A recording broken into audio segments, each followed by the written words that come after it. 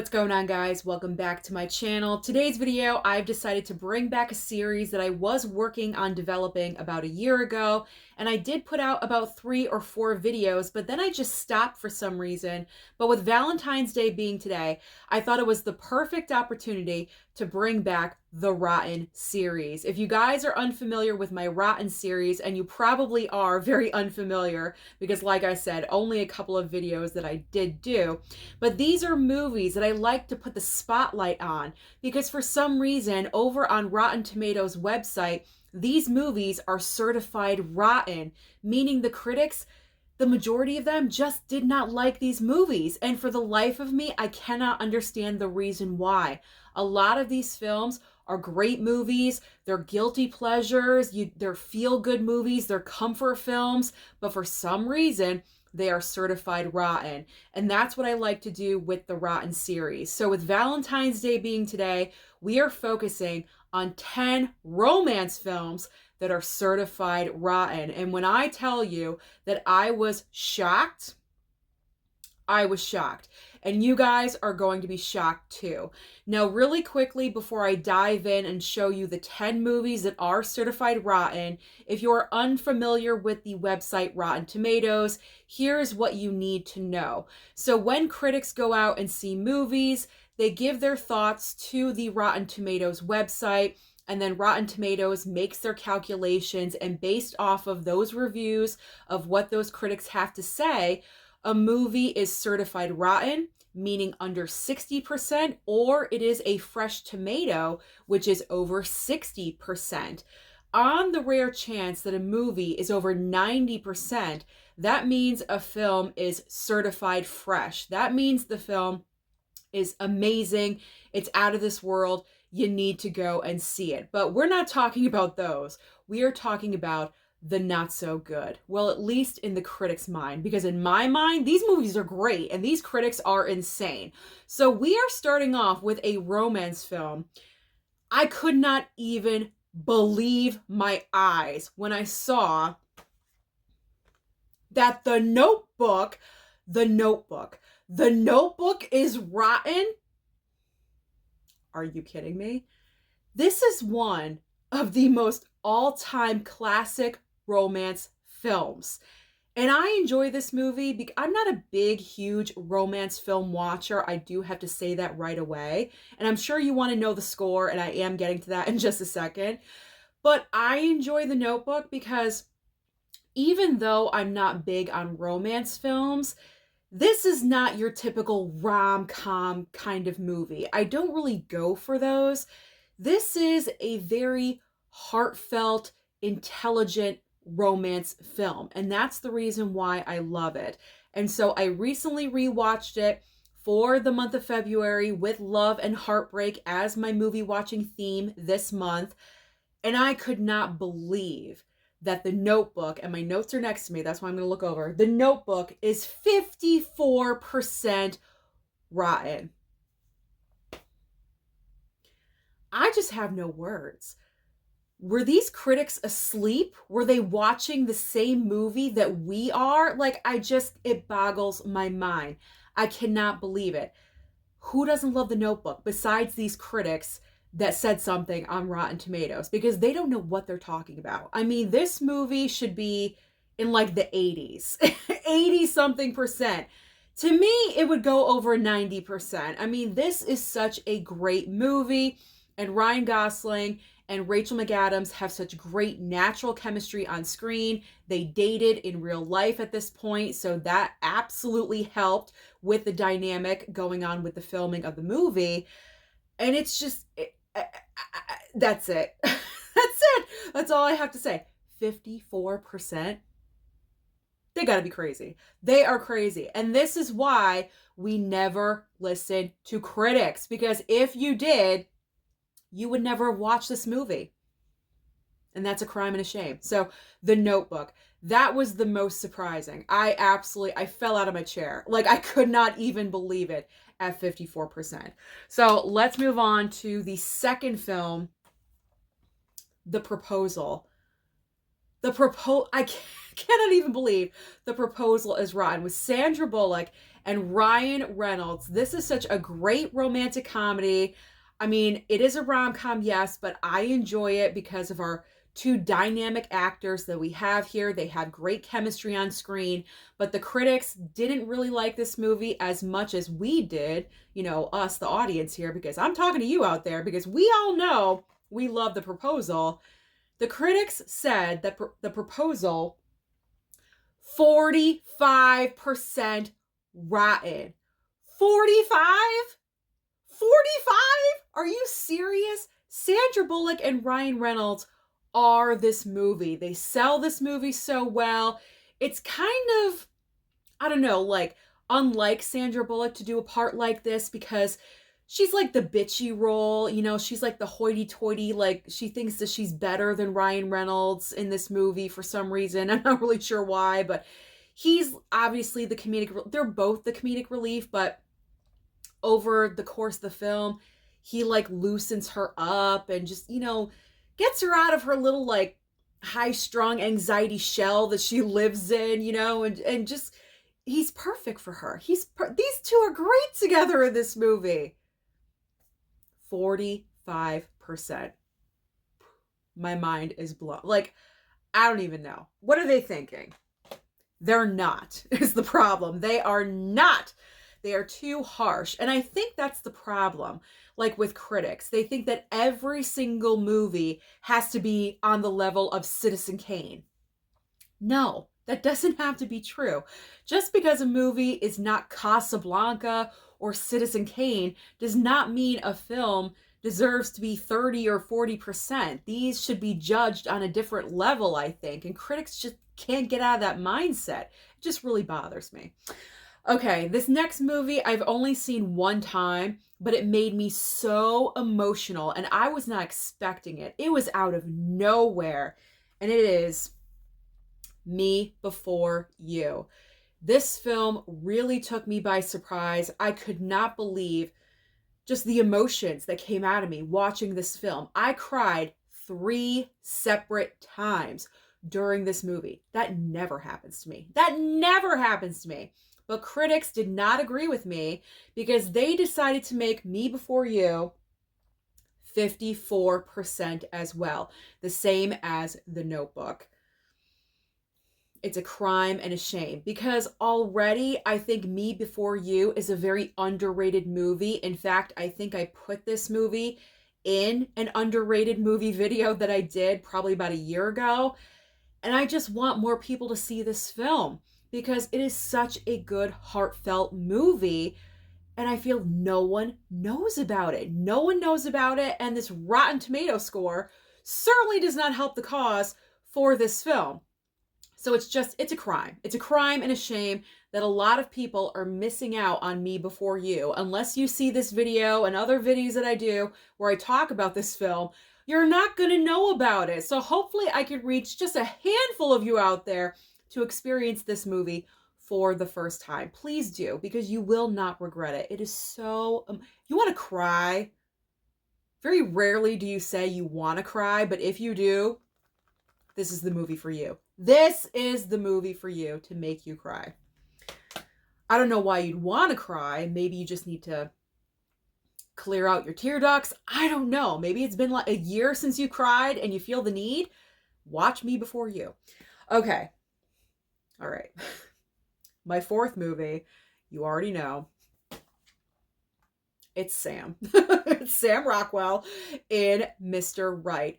I personally love this movie. It's a very different romance film because in this movie, Sam Rockwell plays a hitman, but by chance, he meets Anna Kendrick in a store, and it is love at first... how did I mess that up? Love at first sight. There we go. It's like Cupid's arrow. The lightning bolt hits them both, and they just fall for each other instantly.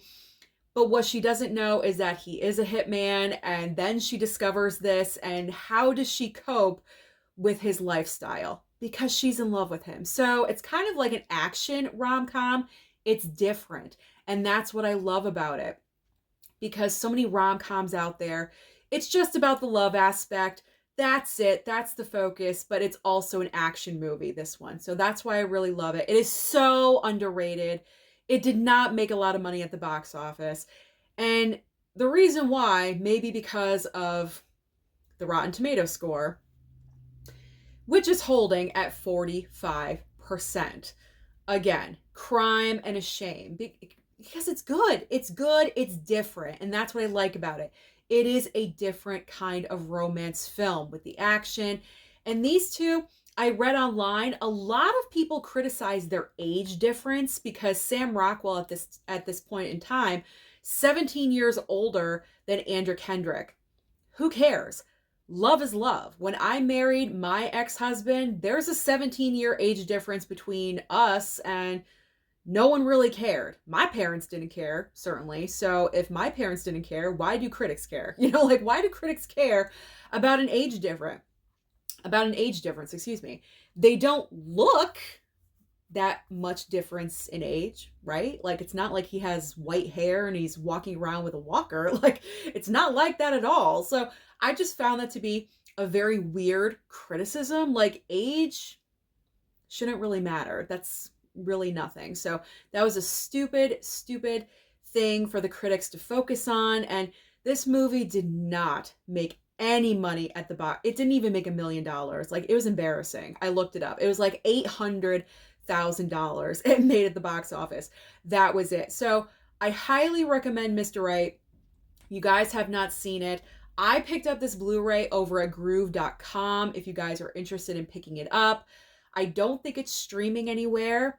And I think the last time I looked over at Groove, it is available on DVD. I'm not sure if the Blu-ray is still there, but it was available on DVD. So that's where you can pick this up if you are interested in checking it out. And I recommend that you do because it's so underrated. It's so underrated. And it's Sam. And we love Sam on this channel. And we want to support Sam.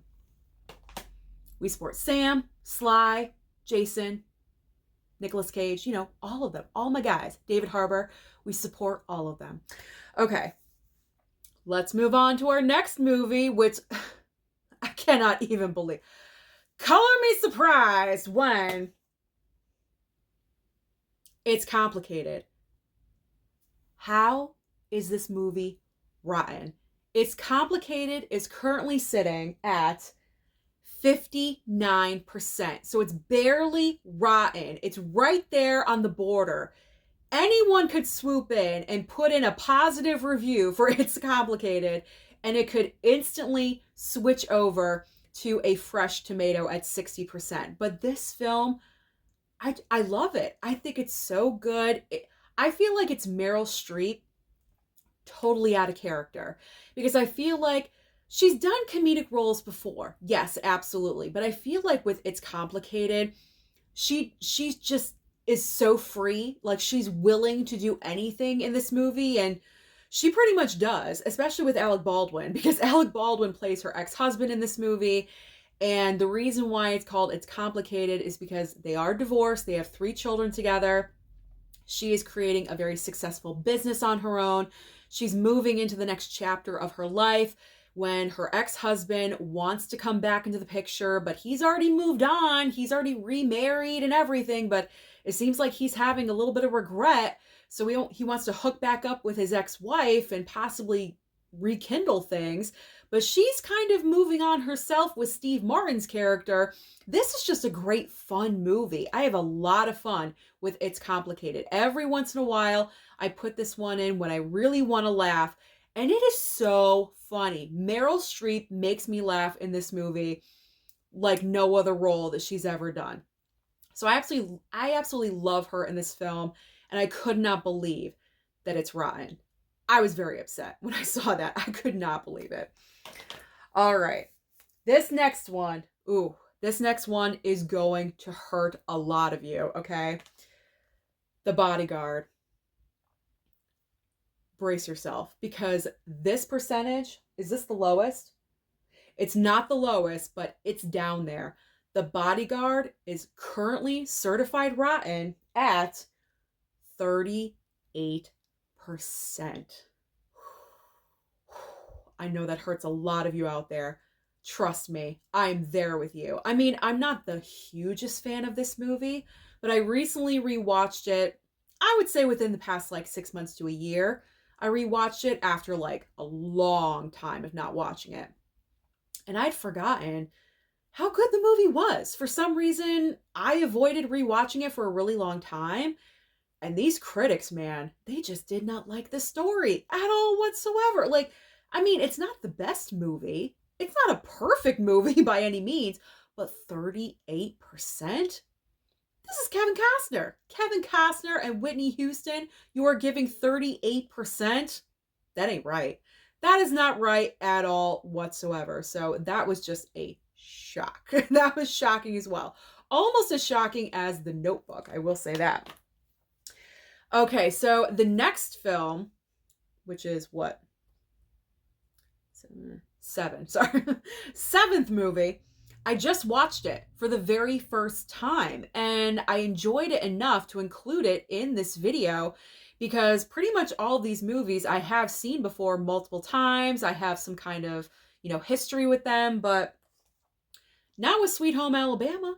This was a first time watch for me, and I really enjoyed it because of Reese Witherspoon. I thought she was really good in this movie. She balanced well with being like the country girl and her wanting to, move on with life in New York City and having like that other persona. I liked how she kind of went back and forth with that.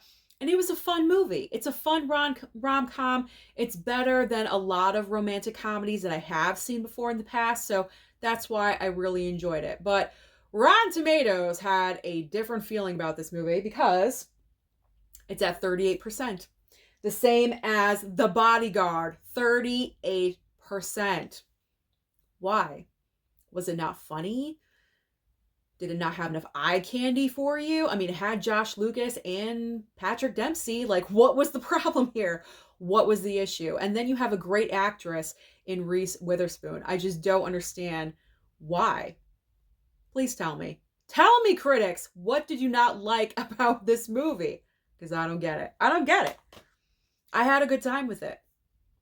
It was fun. It was fun. Okay. This next movie is the lowest. This is the lowest percentage as far as these movies that I'm showing you right here. Out of these 10 movies, The Breakup. The Breakup is currently rotten and sitting at 34%.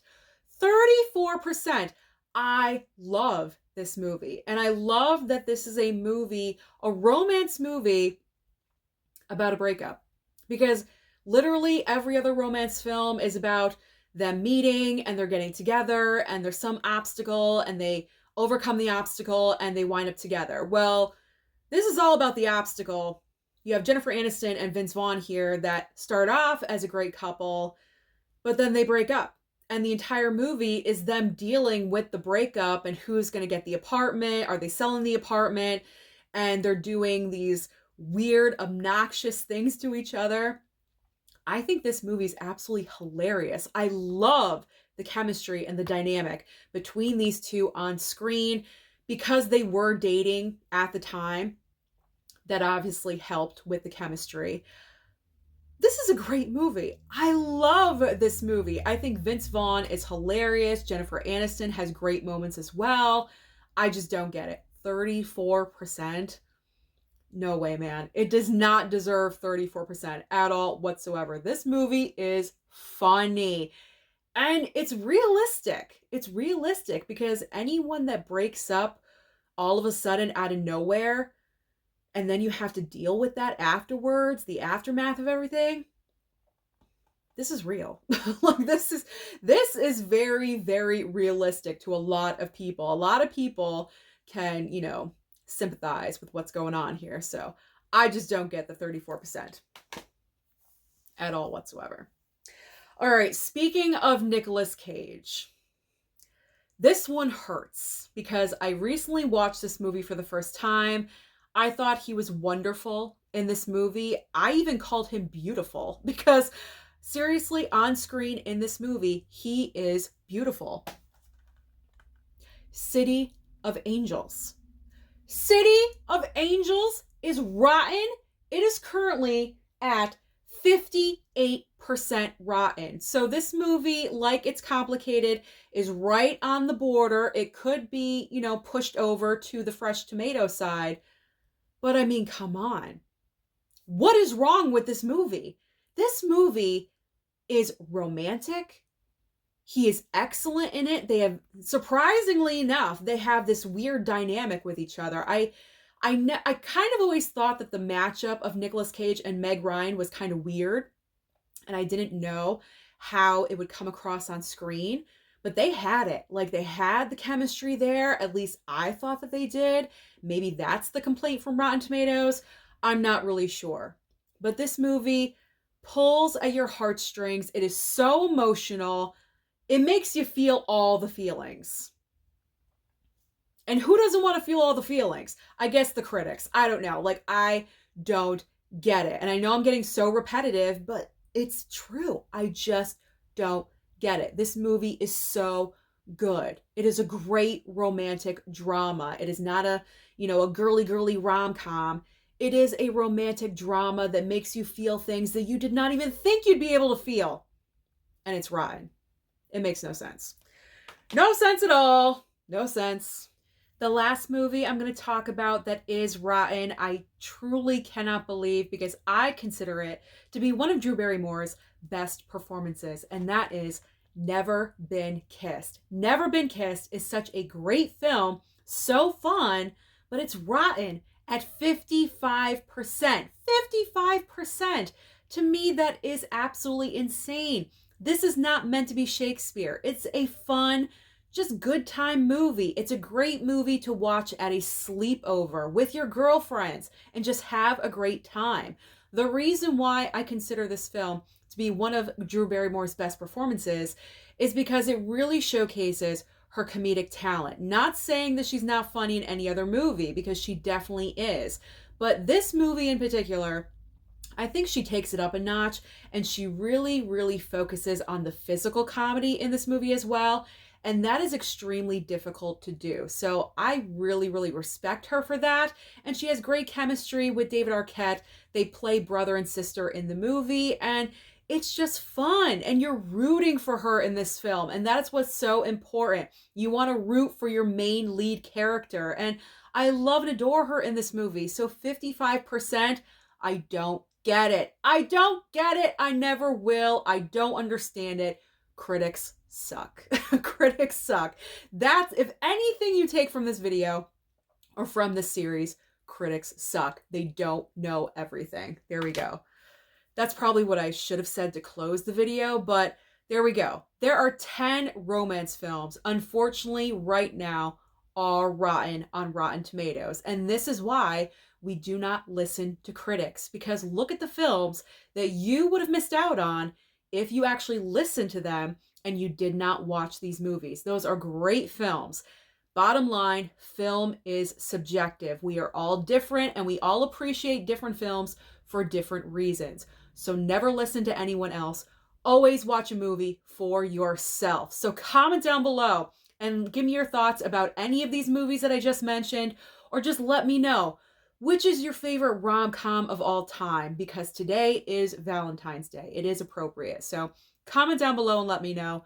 Don't forget to like and subscribe before you leave, and I'll see you next time.